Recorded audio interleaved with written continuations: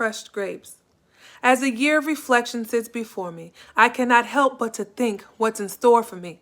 A world once thought to be planted and rooted was exposed by tragedy, destroyed and uprooted. The conditions of our hearts, our mind, body, and soul were revealed, and the truth of our health now unfolds. Some thought the foundation was of good seeds and of good deeds, but underneath the surface, the rotten roots and suffocating weeds. Vineyards are created to produce a harvest. With profits the goal, the plan is intentional and must be divided. How well the grapes grow depends on what's being planted and watered. If grapes and seeds of hate were mixed, what did you expect to grow? What did you expect to harvest? It doesn't take much for the seeds of hate to choke out all good things and produce greed, jealousy, envy, and an enemy. You see, grapes are only made on a nourished vine. If the stem gets disconnected, it'll never survive or multiply.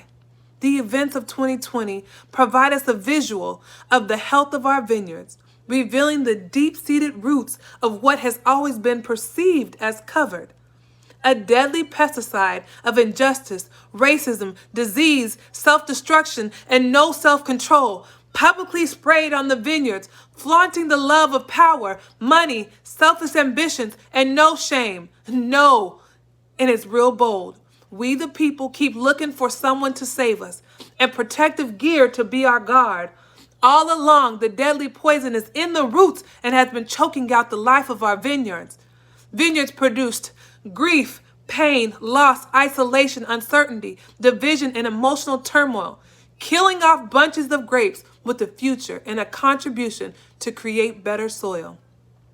Had love, not hate, been planted and fields watered with care, the health of all the vineyards and grapes would be standing here. But there's still hope. Maybe you thought 2020 was unproductive season of harvest and no good things were produced in social chaos. But look again. Crushed grapes still produce sweetness and have value. Take the crushed grapes from your vineyards and make something for you. Take the seeds from the grapes that were crushed by a pandemic, loss, and civil unrest. Replant your seeds and watch your vineyards be their best yet.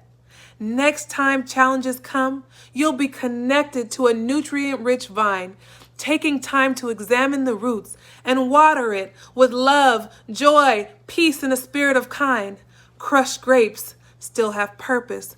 Crushed grapes still have sweet taste. Crushed grapes still produce great wealth. Crushed grapes do not go to waste. I choose today to take my crushed grapes and plant a new harvest with focus on quality connection to the vine, producing goodness and love, leaving a legacy behind. Fruitfulness that's unselfish, runs deep, and impacts many generations.